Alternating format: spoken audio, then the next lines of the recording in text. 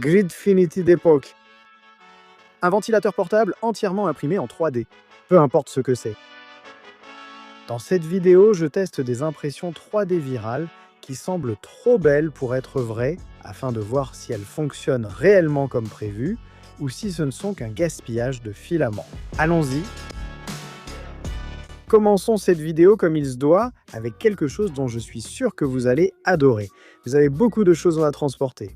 Un outil multifonction ou un couteau de poche, peut-être quelques embouts de tournevis, des cartes de crédit, voire même une mini clé à douille.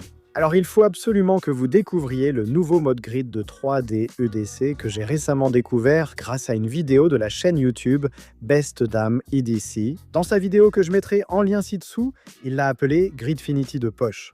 Et vous vous doutez bien qu'avec une telle description, je devais absolument y jeter un œil. L'idée est assez familière. Il s'agit d'une grille open source entièrement personnalisable que vous pouvez accessoiriser à votre guise. Et même si c'est un système de conception assez récent, il existe déjà de nombreux modèles pour différentes pinces, couteaux de poche, embouts et bien plus encore. Pour être tout à fait honnête avec vous, personnellement, je ne transporte pas autant de choses, étant donné que j'ai un ensemble complet de chaque outil dont je pourrais avoir besoin dans chaque espace de travail de mon studio. Mais il m'arrive parfois d'aller chez des amis, chez mes beaux-parents, en camping ou dans d'autres endroits où il peut être pratique de transformer mon fidèle couteau de poche en quelque chose de plus. Mais avec des attaches aussi petites qui sont constamment clipsées et retirées, j'ai des doutes sur la durée pendant laquelle ce système restera bien en place. Donc pour lui faire passer un vrai test, j'ai choisi d'imprimer dans un matériau un peu plus durable, résistant à l'usure et à la température que le PLA ou le PETG standard. Et c'est le nylon Copa de Polymaker. J'ai imprimé un assortiment d'accessoires pour les outils que je possède, puisque je ne possède pas ces beaux tourne-écrous Knipex ou Sept-Eleven. Alors maintenant, passons à la caméra en vue du dessus et testons-le. Très bien, nous avons notre multi-outil comme ceci. Je veux ce côté vers l'extérieur. J'ai des inquiétudes concernant le fait qu'il soit facile à sortir, et de manière générale, sur la sensation qu'il aura dans ma poche. C'est important pour moi. Je le veux juste là, tout en haut. Allez mon petit pote. D'accord, très bien. Maintenant, ça va être galère de sortir et remettre ce couteau? En fait, ce n'est pas si grave. D'accord. Qu'est-ce qu'on veut d'autre sur notre grille? Je pense que je veux quelques morceaux. Ça va rester comme ça. Donc je ne veux pas que les morceaux soient contre mes morceaux, si tu vois ce que je veux dire. Essayons ça. Ça, éclipse-le, clipse-le. Je reviendrai. Quelques instants plus tard. D'accord, je suis de retour. J'ai bricolé ça plutôt bien avec quelques outils que je pourrais utiliser. J'ai ce Metmo ici. Je pourrais très facilement modéliser quelque chose comme ça, juste pour que la pointe du traceur soit en dessous. Donc ça, c'est l'arrière. J'ai quelques embouts de courant qui ne sont pas sur mon outil multifonction. J'aime bien ça. Ensuite, il s'agit juste de prendre l'habitude et la mémoire musculaire de mettre ça. Voilà le truc, tu vois, c'est quand même assez massif. Est-ce que ça va être agréable à transporter et à mettre dans ma poche? Attention, c'est super utilitaire. J'aime la sensation. Donc la modularité du mode grid, ça me plaît. C'est plutôt cool. C'est cool un peu comme les chaussures New Balance au pied de ton père, mais c'est quand même cool. Je ne vais pas mentir. J'aime bien. Vais-je l'utiliser tous les jours? Non. Est-ce que je vais l'attacher quand je pars pour une aventure spéciale comme du camping ou pour aider un ami? Absolument. C'est cool. Regardez ça. Lien dans la description. J'aime bien. Après avoir rangé l'intérieur de ton pantalon, organisons ton lit avec ce porte-drap astucieux imprimé en 3D. Que ce soit à cause de mouvements nocturnes, de séances de lecture énergiques ou d'autres activités dans la chambre, il n'y a rien de plus agaçant que de voir les coins de ton drap se détacher au pire moment. Cette impression vise à résoudre ce problème en se fixant sur les draps, puis en se plaçant sous le matelas. En fait, j'ai déjà vu ce genre d'accessoires vendus en ligne et dans différents magasins spécialisés comme Bed Bath et Beyond. Donc je n'ai aucun doute que, en théorie, cela devrait fonctionner. Ce dont je doute, c'est de savoir si une version imprimée en 3D avec les lignes de couche dans cette orientation particulière sera suffisamment solide ou si la pièce va se séparer lors d'activités plus enthousiastes dans la chambre. Pour tester cela, j'ai donc imprimé cette pièce avec du PCTG de 3D Fuels qui devrait offrir une très bonne adhésion entre les couches. Et je m'apprête à le ramener à la maison pour que ma femme et moi puissions le tester. 2 secondes plus tard. Eh bien, retour à la case départ parce que ceci est arrivé. En fait, je n'ai même pas eu le temps de l'installer. Je l'ai fait tomber par terre alors que je m'apprêtais à l'installer et il s'est fissuré. Donc il se peut que je n'ai pas utilisé les bons paramètres d'impression ou quelque chose comme ça. Je vais en imprimer un autre en PETG. Ça ne va pas non plus sur mes draps, donc je dois réimprimer une version plus large de ces pièces. Ensuite, on va faire le point et réessayer. Grau. Quel est le problème? Presque, mais ensuite ça se tasse simplement. Oui, c'est la version plus large. Trop de problèmes pour ce que ça vaut. Désolé. Eh bien, c'était sans aucun doute épuisant et je pourrais vraiment utiliser un bon Red Bull bien frais.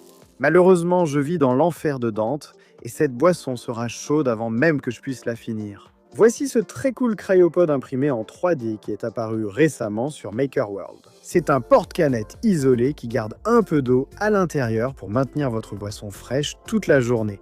Le design est vraiment incroyable. Alors pourquoi en douter? Eh bien tout d'abord, le plastique est en fait un très bon isolant. Je ne suis donc pas certain que la glace refroidisse mieux la boisson que de simplement la garder à sa température initiale de réfrigération. Deuxièmement, l'auteur note que ce design n'est actuellement pas étanche. Vous devrez donc le garder à la verticale, au moins jusqu'à ce qu'il ait peut-être conçu un joint en TPU. Peut-être suis-je le seul assez fou pour verser de l'eau dans la chambre de fabrication de mon imprimante.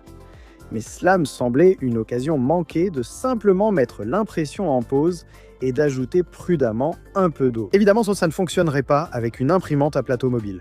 N'essayez pas.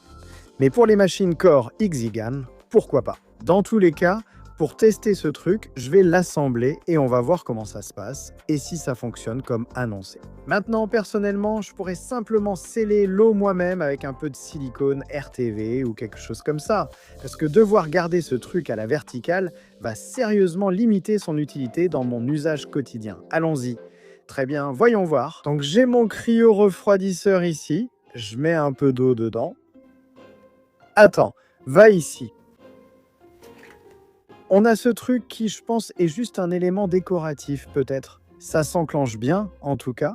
Maintenant, à quel point pensez-vous que ce n'est pas étanche? Vraiment pas étanche. D'accord. Un peu décevant. Ça va un peu à l'encontre du but. Je pense que je vais prendre un peu de silicone RTV.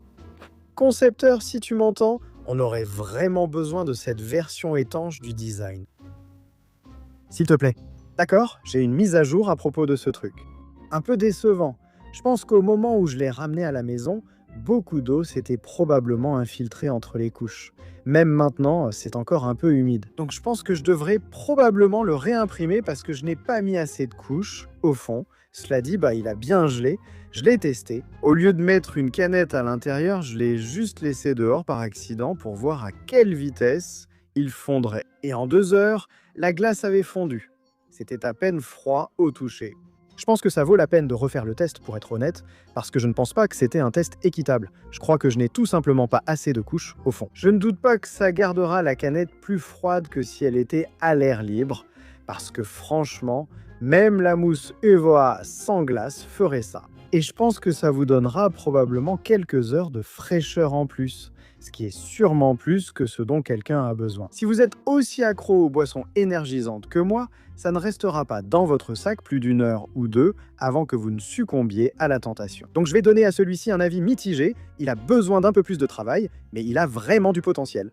Je pense que c'est juste. Très bien, donc j'espère que la question du refroidissement des boissons est réglée. Et ça me donne vraiment envie d'aller dans le jardin avec Bella et de profiter un peu du soleil pendant que je savoure ma boisson. Mais je ne peux pas parce qu'il y a plus de moustiques dans cette ville que dans le Serengeti.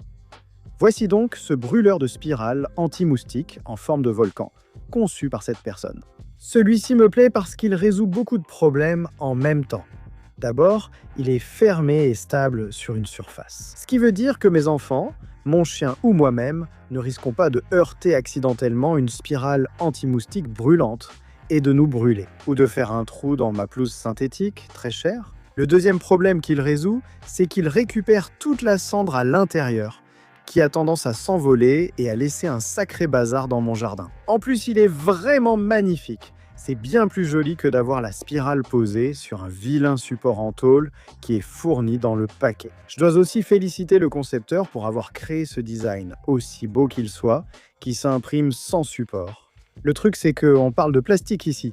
Est-ce que ça peut vraiment supporter la chaleur? L'auteur fournit ces petits inserts très sympas, que je suppose être à usage unique, mais ça ne me dérange pas de découper un petit morceau de tôle ou simplement d'utiliser un clou ou quelque chose comme ça. Mais qu'en est-il du reste de cette base ou des côtés eux-mêmes? Est-ce que ce truc va lentement brûler, me faisant respirer, ainsi qu'à mes enfants, des fumées de plastique en plus de la fumée de la spirale anti-moustique? Et en plus de ça, est-ce que ce design va restreindre le flux de fumée et réduire l'efficacité réelle de la spirale anti-moustique? Pour vraiment tester ce truc, je l'ai imprimé avec un filament ASA carbone, modérément résistant à la chaleur. Fibre, donc je n'aurai pas à m'inquiéter de le laisser au soleil. Et pour vraiment tester la fonctionnalité, je vais sacrifier mon corps et faire une séance de bronzage dans le jardin sans protection. Donc si vous appréciez que je fasse ce sacrifice ultime, assurez-vous d'appuyer sur le bouton s'abonner et de rejoindre les 31% de spectateurs qui sont réellement abonnés. Très bien, allons-y. Bon, eh bien ça n'a pas marché. Les petits embouts fournis ne rentraient pas, probablement parce que j'ai imprimé en ASA fibre de carbone. Donc vous voyez, c'est un peu rugueux. J'ai aussi tenté avec des petites tiges, sans succès. Les spirales anti-moustiques se cassent souvent, donc on ne peut pas compter sur le centre. Mais juste pour tester, j'ai mis quelques vis au fond et puis j'ai simplement posé la spirale anti-moustique, ou ce qu'il en restait, dessus. Et je me suis dit, bah bon, ça va l'éloigner de la base, du fond et du dessus. Eh bien, qu'est-ce que tu crois? En moins de 40 secondes, j'ai déjà senti cette odeur de styrène bien trop familière. J'ai retiré le dessus, et oui, même si c'était plus éloigné du haut parce que ça reposait un peu au fond, la chaleur montait. Surtout à mesure que la résistance chauffait et se recourbait. Et ça brûlait un trou directement dans le haut de ce truc. Je voulais vraiment aimer ce design parce qu'il résoudrait tellement de problèmes pour moi, mais je pense que c'est peut-être l'un de ces cas où il ne faut pas de plastique près des braises. C'est juste une idée. Voilà donc le problème des moustiques. Maintenant, s'il existait seulement un moyen de rester au frais sous ce soleil d'été brûlant. Et cela nous amène à ce ventilateur de poche portable. Le design a vraiment l'air sympa. Je veux dire, il est portable, il est efficace. Mais chaque fois que je vois les mots entièrement imprimés en 3D sans matériel nécessaire, j'ai l'impression d'être dans ce même du doute. De manière générale, je ne suis pas fan des pièces imprimées en 3 dimensions parce que c'est presque toujours très fragile ou délicat, ou alors ça ne s'ajuste pas aussi bien que ça devrait. Vous savez que je n'ai pas la patience de bien calibrer mes imprimantes ou filaments. Donc pour tester ça, j'ai imprimé toutes les différentes petites pièces détaillées, ce que j'ai fait sur plusieurs imprimantes différentes. Mais comme je veux aussi pouvoir utiliser ce truc au soleil ou le laisser dans une voiture chaude, je l'ai imprimé en ASA, qui a un taux de rétrécissement complètement différent du PETG ou du PLA. Espérons que ça ne joue pas contre nous. Voyons ce que ça donne.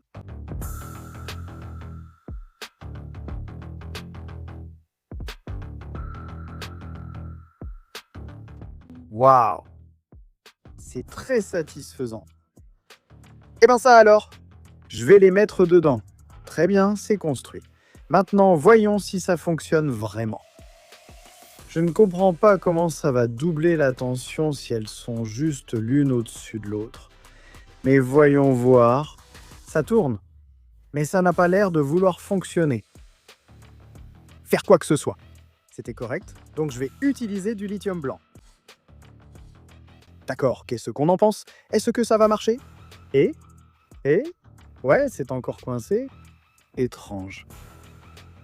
D'accord, attends une minute, je règle ça. Quelques minutes plus tard. Ouais, je sais, j'ai cassé l'engrenage assez rapidement. C'est à peu près ce à quoi je m'attendais. Très bien, puisqu'on parle de fruits, parlons des mouches des fruits. Personnellement, je ne suis pas fan. Je ne sais pas ce qu'elles font à ma banane, mais je préférerais qu'elles arrêtent. J'ai déjà utilisé et même présenté des pièges à mouches des fruits sur la chaîne. Ce sont d'excellentes impressions 3D de dernière minute et elles fonctionnent généralement vraiment bien. Eh bien, c'est ce que je pensais parce que selon Goula Choup, elles ne sont pas assez efficaces. Le principal problème, c'est que les mouches entrent, mais elles peuvent aussi ressortir, c'est pourquoi ils ont conçu Flycatraz, un piège à mouches des fruits conçu pour être un aller simple. Mais en y réfléchissant bien, si c'est un aller simple, ça ne devrait probablement pas porter le nom d'une prison. Mais après tout, Goula Choup est une agence de design allemande. Je suis content qu'il n'ait pas choisi d'autres options plus précises, comme Flausch. Quoi qu'il en soit, j'aime bien le fait que ce piège à mouches soit livré avec son propre récipient. Parce que c'est toujours très agaçant de devoir trouver des récipients pour ceux que j'utilise habituellement. Puisque je ne veux surtout pas de fruits pourris et de cadavres de mouches dans un quelconque récipient en verre que j'utiliserai ensuite accidentellement pour de la nourriture. Mais est-ce vraiment plus efficace ? Ou bien est-ce que ce design empêche l'odeur de s'échapper et donc d'attirer les mouches ? Alors allons-y, ramenons ça à la maison, installons 2 pièges différents, un ancien, un nouveau, et comparons les résultats. Allez.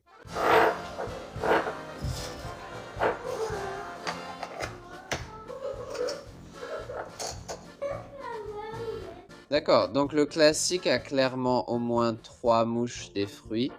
Extraordinairement. Très efficace comme vous le voyez, en 12 heures seulement. Ça marche vraiment bien. Maintenant, nous allons devoir ouvrir celui-ci pour voir s'il a vraiment attrapé quelque chose. Regardons. Oui, c'est le cas. Regardez-moi ça. Une mouche des fruits était à l'intérieur. Cependant, il semble qu'il attrape beaucoup moins de mouches, peut-être à cause de la couleur, mais je pense aussi qu'il ne laisse tout simplement pas assez sortir l'odeur. Personnellement, je pense que je vais m'en tenir à celui-ci. D'accord, je ne sais pas pourquoi, mais cette dernière partie m'a un peu attristé. On sort faire quelque chose de sympa pour se changer les idées ? En parcourant récemment Internet, j'ai découvert ce boomerang en forme de T qui revient, le V2 par Cool Guy, 4763. Maintenant, avec seulement 40 minutes d'impression et 18 grammes de filament, il revient vraiment selon la miniature. Je vais en juger par moi-même. J'ai particulièrement apprécié la façon dont cela a été conçu de manière très réfléchie pour l'impression 3D. Il repose à plat sur le plateau et les angles sont faits par des couches progressives. Mais cela suffira-t-il pour que mes enfants en profitent ? Ou, comme beaucoup de boomerangs qui reviennent que j'ai imprimés, demandent-ils un certain niveau de compétence ? Une seule façon de le savoir. Alors allez, sortons prendre l'air les gars. Très bien, voyons voir. Je n'ai absolument pas lu les instructions. Est-ce que ça va marcher ? Plus ou moins. Essayons encore une fois. D'accord, je veux dire, il est revenu à mi-chemin.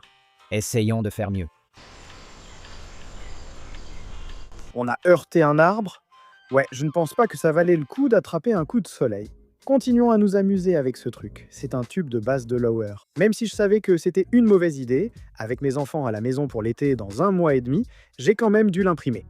Après tout, les instruments imprimés en 3D ne sont pas nouveaux. Vous avez peut-être vu la flûte de Pan imprimée en 3D, ou l'ocarina imprimée en 3D, ou la Prusa Proustocaster. Mais ce qui rend celui-ci unique et qui vaut la peine d'être essayé, c'est l'utilisation d'une membrane qui provient d'un gant en nitrile. Alors, je ne suis certainement pas un expert en instruments de musique, mais je pense que le type de gant et la tension de la membrane vont vraiment influencer le bon fonctionnement de cet instrument. Alors, est-ce vraiment aussi simple que de prendre n'importe quel vieux gant, de le tendre à peu près correctement et d'obtenir les mêmes résultats impressionnants que le concepteur a montré dans sa vidéo ? Voyons ça, très bien. Nous avons notre tube de base et notre gant en nitrile du magasin à 1 $. Il ne faut pas beaucoup de tension, il suffit d'enlever les gros plis. Prenons ce petit truc, notre membrane. Je crois qu'on la met ici. D'accord. C'est un peu bizarre. Très bien, voyons comment ça se passe. D'accord. D'accord. Ça marche vraiment. Très bien, je pense qu'on s'est assez amusé pour une vidéo. Retour au travail. Non, ne partez pas. Je parle du revenons aux impressions 3D qui peuvent nous aider dans notre travail, plus précisément dans nos projets. Récemment, j'ai présenté ce petit mélangeur jetable d'époxy très profond et son plateau pour Gridfinity. J'ai vraiment apprécié les utiliser. Mais cela dit, il y a une chose que je n'aime tout simplement pas à leur sujet, et c'est le fait qu'il est très difficile d'obtenir une belle couche uniforme d'époxy sans s'en mettre sur les doigts en utilisant cette toute petite spatule. Alors imaginez mon enthousiasme quand j'ai vu ce gadget. C'est un e-palette de mélange pour colle avec rouleau de Pfaffbinder. Je pense que ton nom d'utilisateur contient une faute de frappe, mon pote. Le but est de fournir un rouleau mélangeur imprimé en une seule pièce pour appliquer ta résine époxy uniformément, sans amas. Même si je n'aime pas utiliser autant de plastique pour un produit jetable, si ça marche, on pourra atténuer la culpabilité avec du filament recyclé ou blast matter. Aussi, j'aimerais bien voir quelqu'un concevoir une version Gridfinity de cet outil, mais je m'égare. La vraie question c'est, est-ce que ce truc va vraiment mélanger l'époxy aussi bien qu'en la remuant? Ou est-ce que ça va juste l'écraser sur place, ce qui empêcherait une bonne prise? Et puis, est-ce que ce sera vraiment mieux que d'utiliser une spatule pour l'appliquer? Ou bien est-ce que ce n'est qu'un gadget vraiment astucieux pour le banc d'essai? Très bien, maintenant notre mélangeur d'époxy. J'ai déjà retiré les supports du rouleau lui-même. Fais-le rouler. Cette époxy est très épaisse.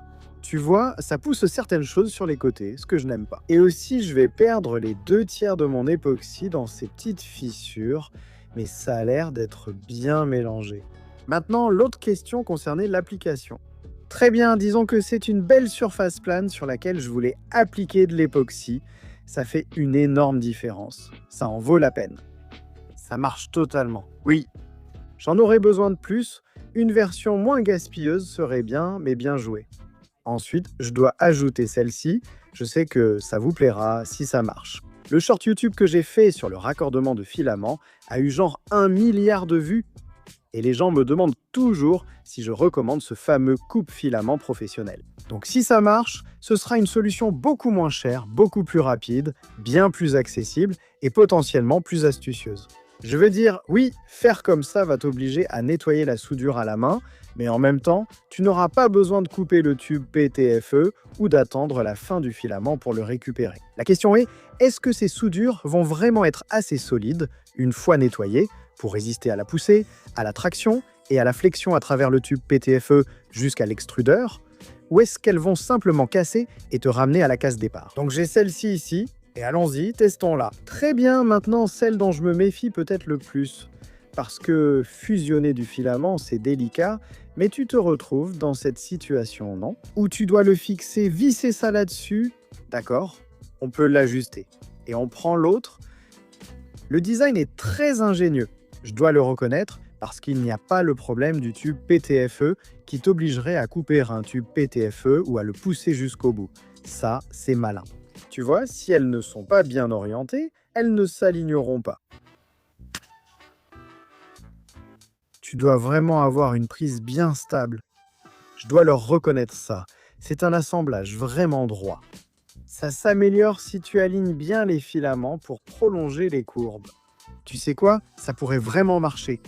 Je suis impressionné. Je ne m'attendais pas à ce que ça marche. Et la liaison très solide. Je veux dire, je ne vais pas essayer de la casser, mais je pourrais facilement faire passer ça dans un extrudeur à travers un tube PTFE. Et vous savez, je pense que si je prenais une lame de rasoir et que je nettoyais un peu plus, je suis impressionné. Bien joué. Je ne m'attendais pas à ce que ça fonctionne aussi bien. Ensuite, peut-être la plus petite impression 3D que nous ayons jamais présentée sur la chaîne, ce verrou de lacet latéral pour chaussures par Viner's Lab 3D. Maintenant, il est conçu pour prendre n'importe quelle vieille chaussure et la transformer en une sorte de chaussure à enfiler que vous pouvez verrouiller sans avoir besoin de faire un nœud.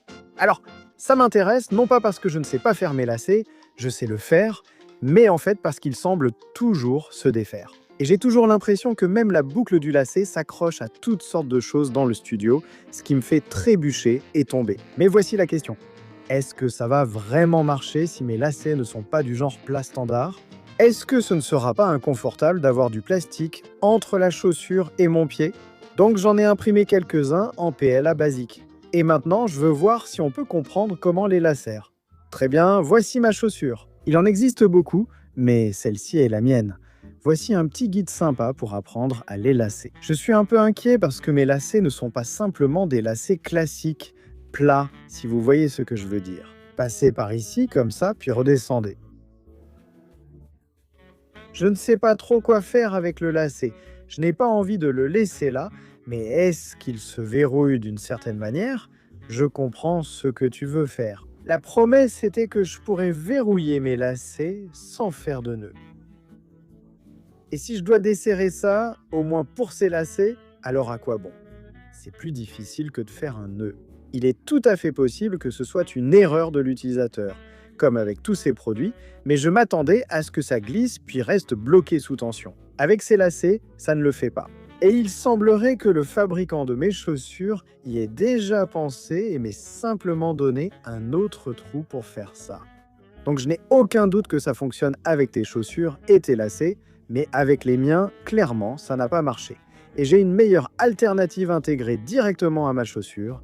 Désolé. Et enfin, nous arrivons à notre dernière impression, le crochet universel solide d'un designer que j'ai déjà présenté sur la chaîne, à savoir VC Design. Ne te méprends pas, je suis sûr que ce crochet est assez solide. Je veux dire, il repose sur une conception vraiment astucieuse. Tu vois, on pourrait penser que faire l'intérieur en nid d'abeille le rendrait plus faible qu'un corps solide, mais en réalité, c'est le contraire. Tu vois, en faisant les parois de cette épaisseur, puis en concevant le remplissage de façon très précise, VC Design impose une certaine épaisseur pour les deux. Et il oriente aussi le remplissage dans un style et une orientation qui vont favoriser la solidité. Du moins, on dirait que c'est ce qu'ils ont essayé de faire ici. Le vrai test, c'est de savoir si ça va vraiment être assez solide pour l'utilisation prévue, qui est très importante pour moi. Alors allons-y, installons ce support au mur et espérons que mon sac d'ordinateur portable ne s'écrasera pas par terre.